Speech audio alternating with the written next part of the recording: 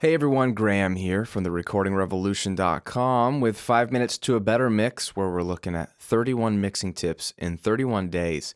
And today I've got a good one for you. It's called bus mixing. Taking buses or auxes, auxiliary tracks in your DAW, it doesn't matter what DAW you're in, tracks where you would maybe group all your drums together to route them through a drum track, all your guitars here to route through a guitar track.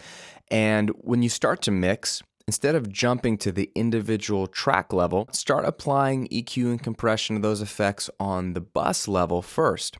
So I wanted to show you two quick examples of why you would want to do that and how that would look. The big reason why is you can save yourself a lot of time.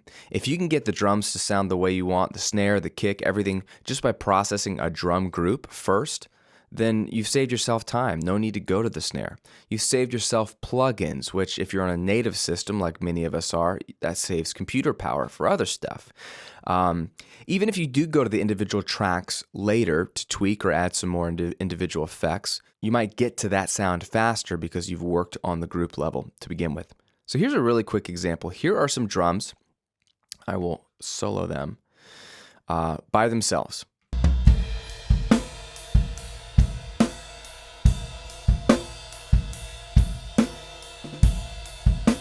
All right, and if I'm going to mix these, I'm thinking I'm going to work on the snare a little bit. It's not quite as round and fat as I would want. I'd probably open up some of the top end on the overheads, and maybe there's some little boxy small room drum sound in there because it was recorded in a small room that I'd probably carve out. And I'd be thinking about all those on the individual track level. But if I go to the group, I can do this faster. Here we go.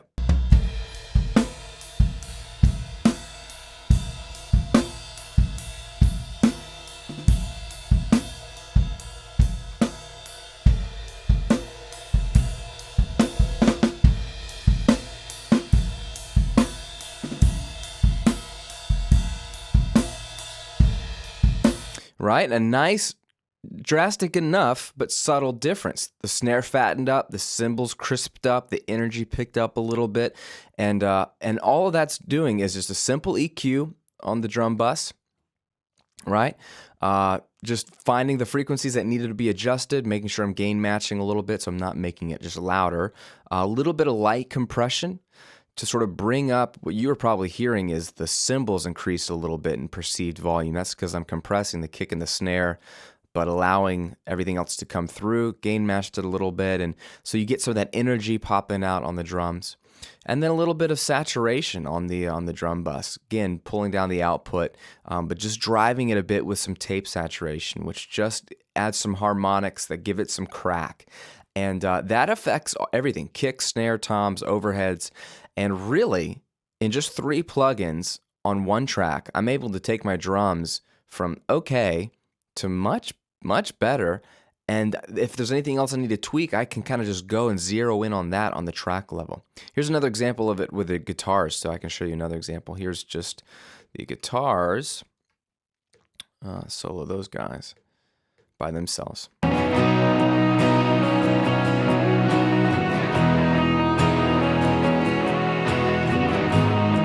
All right, and here I've got some processing on the bus as well. I wanted to kind of bring up the energy, squeeze out the best frequencies in the guitars, and clean up any low end.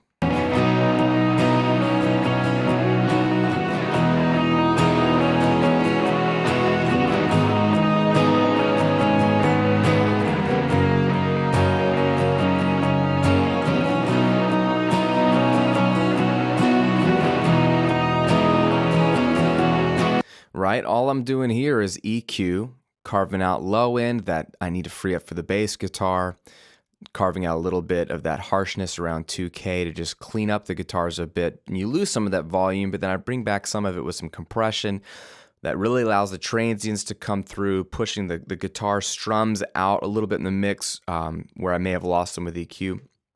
And then using a simple lo-fi plugin from Avid that comes with Pro Tools just to add 0.1 saturation and distortion, again, to make up for some of that volume loss and add a little bit of grit to the guitars.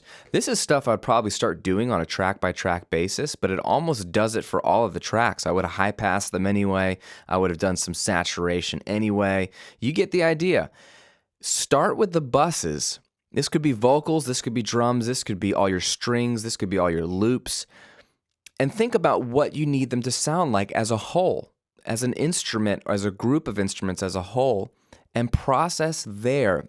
You might get 85% of the way to your sound with just bus mixing. I mean, that would be incredible. That would save you time, plugins, and all the hassle of just zeroing in on every single track. It is a great way to start. I'm finding a lot of success and fun in mixing this way. It is speeding up my workflow, and I thought I would share it with you here on 5 Minutes to a Better Mix. Bus mixing, give it a shot. Start with it instead of ending with it later in your mix, and you might be surprised at what you get. Hope that helps. Again, this is Graham with 5 Minutes to a Better Mix. We'll see you tomorrow.